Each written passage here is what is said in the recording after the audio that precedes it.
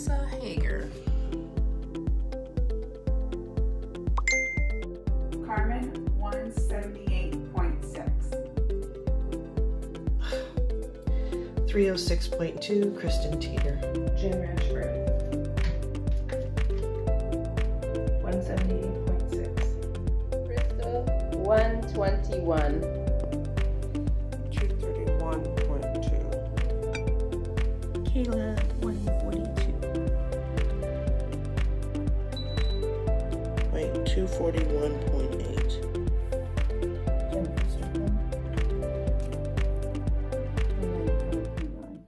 Oh, hi. So we are, we are coming into week 4 and we have some standings after 3 full weeks. Can you guys believe we've been in here for 3 weeks already?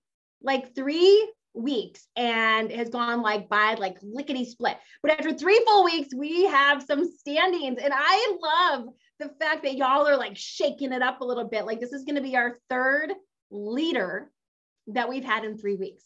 In first place, this week down 1.8 pounds, 7.8 overall, 6.04%. First place, Crystal Parrott. Good job, girlfriend. Woohoo! I told you I was coming for you all. I told you I was going to take first place one week. Good job. Here's what I love. If anybody watched season 1, Peggy, who had the least amount of weight to lose, was towards the top the entire time, because it's not about quantity of weight. It's about the percentage of your body that you're losing. Second place, losing 0.9 this week, 10.6 overall, 5.77%, Paula. Second place, right behind Crystal. In third place, losing 3.9 pounds this week, 18 pounds overall in 3 freaking weeks, 18 pounds, whatever, 5.45%. Kristen, the birthday girl, good job. In fourth place, having a little bit of a gain this week, but still down 10.7, 5.21% overall, Jennifer Strickland, 4th place, girlfriend. 5th place, down 2.4 pounds, 11.6 overall, 5.19%. Melissa, whoop, whoop. In 6th place, down 2.6, a total in 3 weeks of 9.2 pounds, 4.89%, Jen Rashford. In 7th place, down 3.2 pounds, 12 pounds total. The client of the month at her gym she goes to, whatever. They had a big poster that said client of the month, a total of 4.66%. Aisha. In 8th place, down 0.8 this week, 9.2 total, 4.38%. Janine. 9th place, down 2.6 this week, 5.8 total, 3.88%. Kayla. And in 10th place, our little mama, down 3.7 pounds this week, Sarah. 3.7, 7.5 altogether in 3 weeks while staying healthy, treating her body right, making a baby, 3.14%, Sarah. And so, like, that's incredible. That is 10th place has lost 7.5 pounds in 3 weeks. So it doesn't matter where, you can't beat yourself up for being in 10th place, losing 7.5 pounds. That's incredible. It is incredible. In total, you guys have lost 24.7 this last week for a grand total in 3 weeks of 106.3 pounds. All right, so what we're going to talk about tonight, and this is a really big one, and this is one that we're going to talk about tonight, but this one, especially tonight, is going to be a journey for the next 20 weeks, because we're going to talk about it and you're going to start on it. But what's going to happen over these next 20 weeks is you are going to start, because when you start looking for something, have you ever went to a car lot to buy a car, or you all of a sudden decided you were going to buy a car. I can remember when I was younger, I loved Sunfires and I wanted to get a Sunfire, like a red one and whatever. And all of a sudden I wanted to go, I went in and test drove some Sunfires, and all of a sudden it seemed like everybody had a Sunfire. I'm driving down the road. There was a Sunfire. There was a Sunfire. There was a Sunfire. There was a Sunfire. It was everywhere. Before that, I never saw them. Why? Because as soon as my eyes clued into it, I started noticing them everywhere. And it's the same thing with this. When you start, when we talk about this tonight, and your eyes and your ears are opened to this, you're going to start recognizing it everywhere, which is a blessing. Listen, recognizing your crap is how we get past it. Keeping it hidden and buried and pretending it doesn't exist and like we got it all together it doesn't serve you, and it doesn't get you to where you want to go. We got to actually dig it up and deal with it and recognize it to get past it. And so tonight what we're going to talk about is we're going to talk about emotional eating. Anyone ever struggled with emotional eating? I could put 2 hands, 2 feet. I could put them all up because listen, there's several different kinds of emotional eating. There's my boss is a jerk, stressful. I've had a bad day. Freaking the company I work for sucks. There's like the angry emotional eating. There's the trauma emotional eating. There's the bored emotional eating. There's the in front of the TV emotional eating. There's the I've got to go to bed full. I feel satisfied emotional eating. There's the woo, we won the baseball game emotional eating. There's the anniversary emotional eating. Emotional eating is anything that is tied to your emotional state. Anything that makes you happy, sad, any of that. And for a lot of us, and there's different degrees of emotional eaters in here, different degrees of it. I was my son gets to learn from a 9th degree black belt. I was like a 9th degree emotional eater. I ate for all the occasions, the happy, the sad, the celebratory, all of the things. It revolved around food. And it was, and here's the thing for most of us, it's not entirely our fault. And here's why. Because when we were little, think about when you were little and you won your Little League baseball game. Did anyone's parents or grandparents say, oh my gosh, you won your game, let's go get ice cream?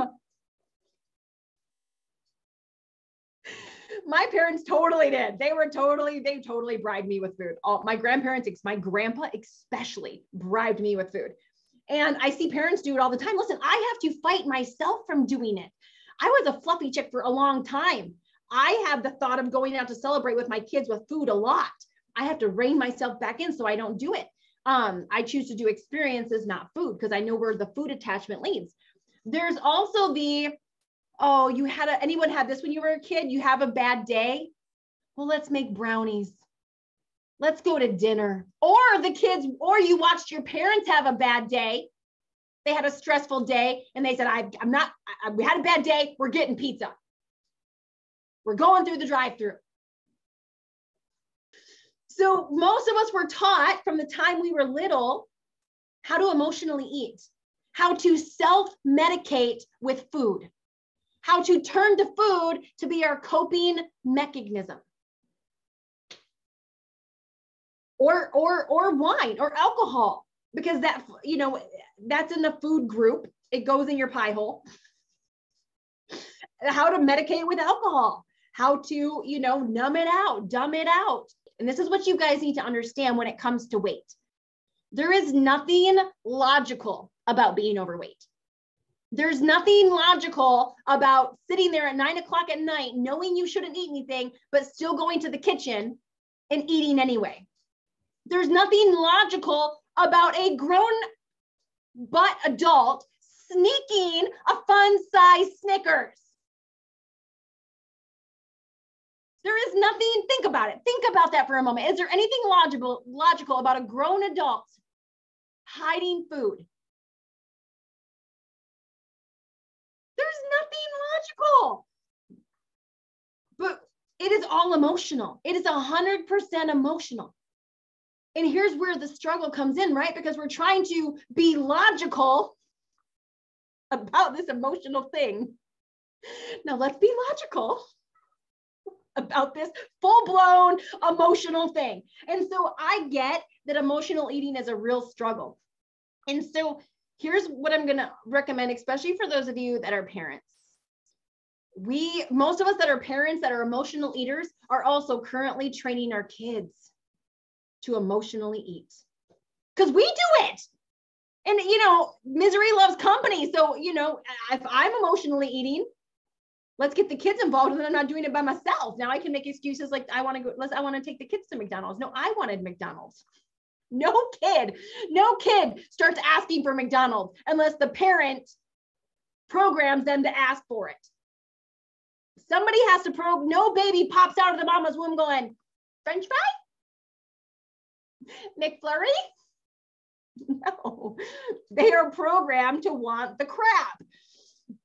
We all have what we call triggers. And so what a lot of people try to do is they try to cut off the emotional eating. I'm just going to stop emotionally eating. I'm just going to stop eating when I'm sad. I'm just going to stop eating when I'm happy. I'm just going to stop eating. But that's not really the issue. The issue is you're eating to numb out or to medicate a certain feeling or to celebrate a certain feeling. There are triggers. What a trigger is something that spurs us to make us want to do it. Something that, revs up something inside, stirs up something inside, and makes us go, ice cream, cheesecake, the Baconator.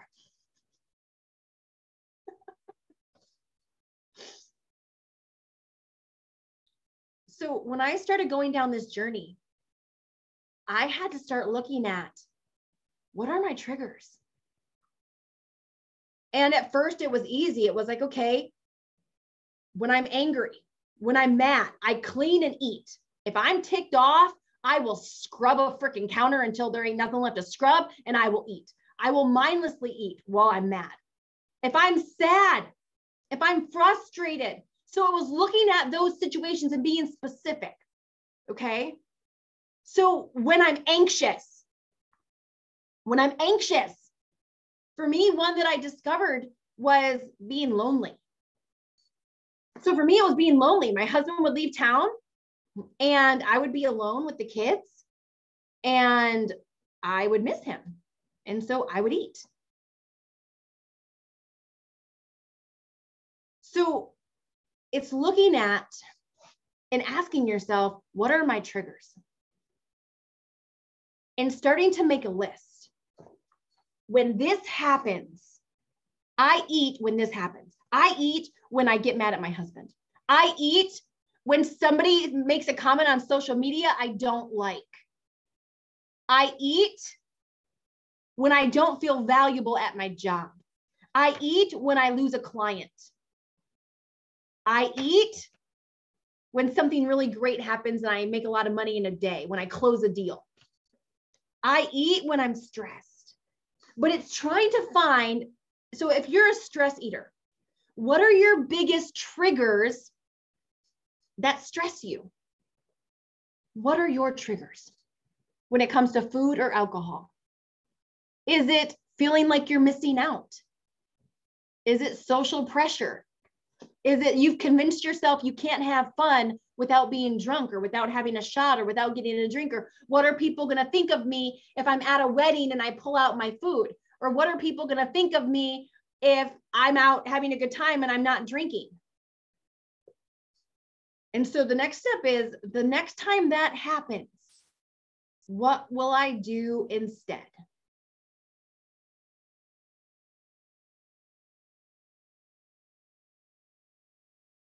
I want to go ahead and what I want to do is I want to start with you guys. And what I want to do is we're going to go around twice. I want to know, first and foremost, I want you to give me 1 to 3 triggers that you can think of off the top of your head. Being with people is a trigger. I like flavors, and when I connect with people who like similar things that I enjoy, I get really excited. If I'm really nervous and I don't know what's going to happen, I either have to pee or I want to eat. And I remember this so vividly. My husband and I were having a date night and in our room, and we're watching a movie, and it was getting so intense. It was so intense. And I just kept eating pizza. I couldn't stop eating. I couldn't stop eating the slices. So when I get nervous, or there's a lot of intensity, I want to go to something. And being with people that enjoy food, and it makes me happy, and I want to feel included. I want to feel special and important around food. That's so stupid. But girl, I have a closet and ate candy. It ain't any more silly than that. I mean, hello. And listen, it can be even driving. Holidays, driving was a trigger for me. Anytime I got in the car, I would think about a drive-through where I wanted to go through. Shopping, being in a mall, spending money, the holidays, social situations. Some of us have a lot of triggers. Some of us don't. That's okay. And it's a process. So it's starting to recognize these. And then as you stay on this path, and as you start to look for them, you're going to start seeing whenever you're going about your day and all of a sudden you feel that thing up inside of you, I want, but afraid I'm going to miss out on, where we get this thing to start hoarding food, or we get this thing of trying to pick up something just in case. I better pick up something just in case. That's where you know this is a trigger. What is this? Why is this popping up? What's made this happen? Funny that you bring this up, because I actually have been having one this week. When you feel bloated, you feel fat, so you are depressed, so you have the desire to eat. And most of the week I've been, avoiding that. But I also realized, thinking back on all my other pregnancies, I'm like, you're fat, so why not eat? Nobody's gonna know you're fat anyway. So that's definitely been a big one that's been triggering with me this week. And I'm like, I'm losing weight. I'm not fat. I'm just, whatever. So that one's been one that I'll probably struggle with really well for the next 9 months. The other one is, stress eating is, like I was on hold for an hour and a half today, and all I wanted to do is eat out of the refrigerator, but I didn't. And also and it's kind of stress, but yeah, I'm guilty of hiding in the closet, eating, sneaking bites while you cook, or eating food off your kid's plate. I did not realize how much I did that. I'm like, holy crap. I think like a whole meal is just eating off your other kid's plate. Because, heaven forbid there be food left on the plate. I think I've pinpointed 3 that are my main ones. And one is overwhelm with work. So, and I don't eat during the workday while the overwhelm is there, because I'm so busy. Like I can go like all day and not eat anything. And so I'm working on that. But it's after the workday's done, and then all the stress from the day just kind of hits me, and I just want to eat. So that's one. And then the other one is boredom. Like if I'm bored or don't have anything like to do, I'll want to eat. But I think my biggest one is actually like happy overeating, like when we want to celebrate. Or one thing for me is every time we've gone on trips, whether that's vacation or business conferences or whatever, our big thing has always been, where are we going to eat when we get there? If we're going to Texas, we're going to Florida, we're like, let's research some restaurants and let's figure out all these nice places, or even, it don't even have to be nice, but just like, where are we going to eat? That's always been the thing, me and my husband. So that's why I'm so grateful that he's doing this program with me. Like he is alongside me and my son. So all of us, there's nothing in this house that's not on plan. Loneliness is probably the biggest trigger. I grew up as an only child. And when I was about 10 years old, both of my parents went back to work. And okay, so this was back in the 80s, you guys. So it wasn't like, oh, you were 10 years old at home alone. No, it wasn't as big of a deal. But I'd go home and the food was the one thing that was always there. Whether it was a sugar bowl, just snacking out of the sugar bowl, or I actually, I was the one, because of parents' scheduling, I was the one who started cooking for my dad when he would get home. And so, and I grew up in we always joke, there's only 3 people in our family, but we were a very large family. My dad was 6'4", and actually, no, he was 6'3", and he wore a 5XLT, extra large tall. Okay.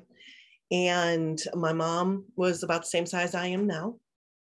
And we always joked, we were built when meat was cheap.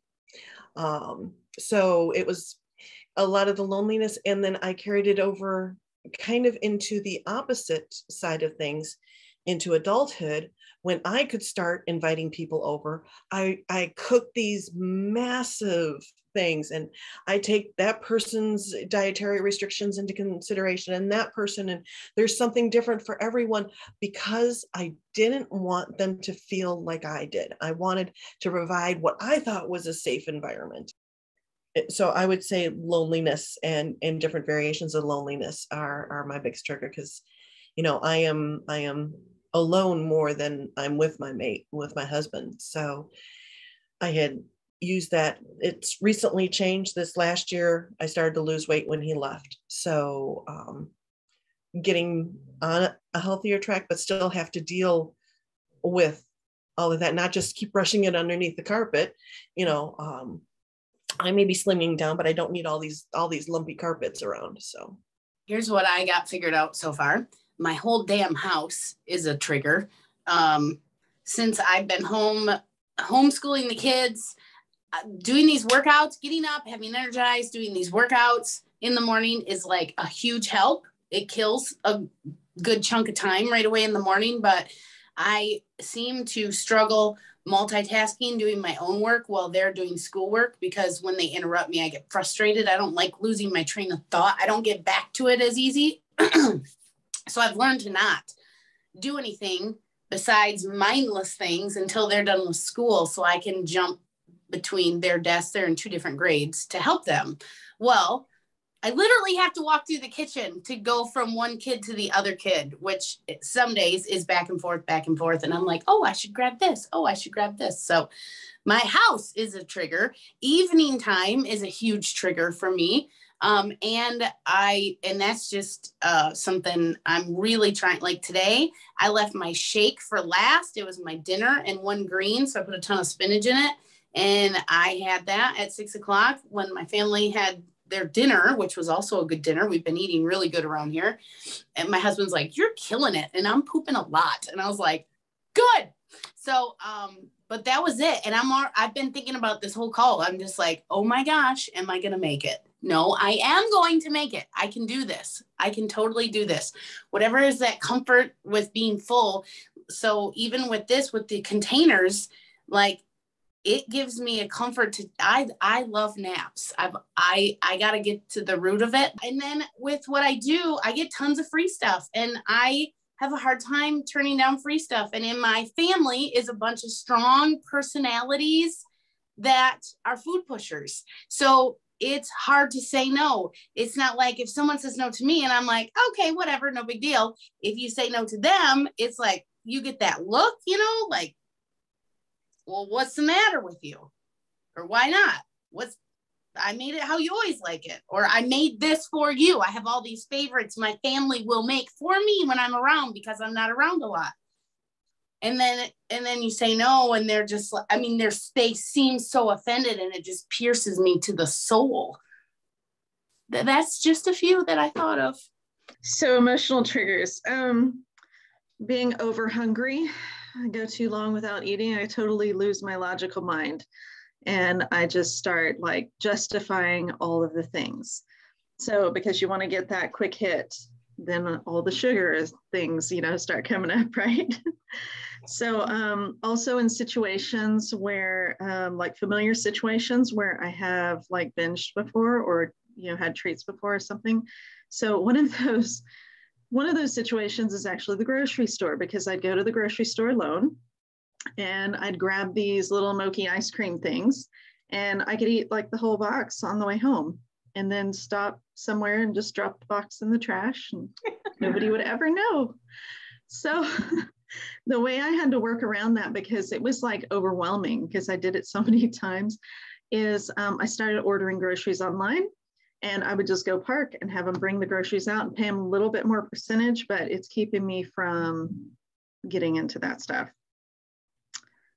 And then part of that is being alone, but it's not lonely. It is nobody can control me. I can do what I want. I have some control issues, and I've realized that. It's like, you know, if my husband sees me, he's going to say something. So, but when I'm alone, I can do whatever the heck I want, and nobody can tell me otherwise. Well, when I used to teach at school, they would say, oh, report cards are coming up, because I'm like the stress cooker. I'm like not the stress eater, because I don't eat too much of it. So now this is like, because now I'm not supposed to be eating what I'm cooking or whatever, you know, I'm cooking or whatever, but sometimes I just love, like, that's how I get it out, you know, and I don't necessarily overeat of it. And now it's like, okay, I can't cook something because it's going to be off the plan, and then I'm going to have something else extra to eat. So it's like the other night I was like, I know it sounds crazy to you all, but that's one of my things. So it's stress, but then I like to cook out the stress. So over hungry is definitely one of them, and family celebrations. Yeah, this is my biggest area of concern, because I'm a big trigger eater. Just like Melissa, my mom's Trinidadian, so you know the special, like I can only get her food from certain places. But I think growing up also, I know, I have 3 sisters. One sister was right ahead of me, and she never ate, like never. And I would always eat her food because it's really good food. So she'll be like, I just want cereal. And I'm like, no, give it to me. So I would always eat her food. Going out. But I think, so for that's one trigger for me, is not wanting good food to go to waste. Another one for me just recently is kind of the whole stress of working all day and wanting that moment to myself, but having to hop into mommy mode immediately. And what normally does it for me is, while I'm cooking dinner, getting them ready, is wine. Like, because then I'm not annoyed, I'm not aggravated. And I think that's literally today was like one of those. It was just really hard, because I normally I may not even eat, or I'll eat a little bit off their plate, Sarah, and I'll be drinking my wine throughout, because that is what helps me wind down from work, and it helps me just not have to worry. It's not like maybe 1.5 glasses a day, says the doctor, to keep your heart healthy. That's what I told myself. But it's just, I think for me, it made me feel good. Like, I like good wine, I like a good cab, and I felt like that was kind of me, you know, winding down. Not saying I can't have that, you know, during maintenance, but it's like, I think trying to also understand why I'm doing it. Like, I know why, because I'm stressed. Like, work is stressful, coming home, and the kids, bless their heart, they're 5 and 7. So they want your attention. They have homework to do. They have questions, lots of time. And it's a little bit of guilt, because I know I can't spend as much time with them. And then I need to unwind. Like, I need that time to, like, oh my God, this day sucked. How do I figure this all out?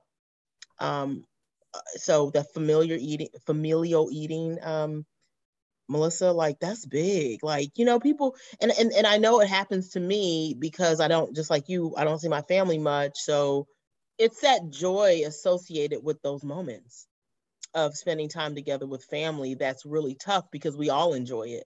And so I know you said just tell them. I was like, tell us what to do, girl, because I know they're gonna talk bad about me. Oh, is this what you're doing? You know, it's like, it's gonna be a thing, right? Man, it's those years of that being my life. Yeah. You know, and that being comfortable and makes me satisfied and happy. All that brings me joy. And it's like, has brought me joy. It's like, now transitioning to something else, like, I just don't know what that is. I think it's not knowing what that and also having so much joy in doing those things. I love curry chicken and roti. Like, it's just, I don't know. I'm not cured yet. Help me. Thank you. You're we're only 3 weeks in. Of course not. We got 21 more weeks. I jotted down the things that came to me right away, and I put patterns, emotions, and the binge eating. And then all of a sudden, when Jennifer Strickland said, nobody's going to tell me like what to do, I got like a lump in my throat, and I'm like, what the heck is that about? I've struggled with binge eating since I was a little girl, but it's like hiding.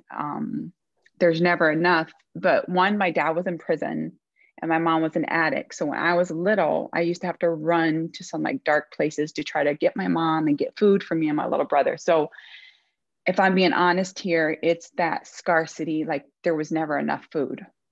And so, and then when Jen said, I could do what I want, I think that's when I became an adult and I started working like 18, or even I started working actually at 13 to start taking care of myself, be it clothes and food. I think the lump in my throat is like, I'm going to do what the hell I want, and I'm going to eat as much as I want, and nobody's ever going to tell me what to do. But my dad would always say, like, get the F out of the fridge, don't touch my effing food. So I've never wanted to be overweight. So that's why I think I would binge purge.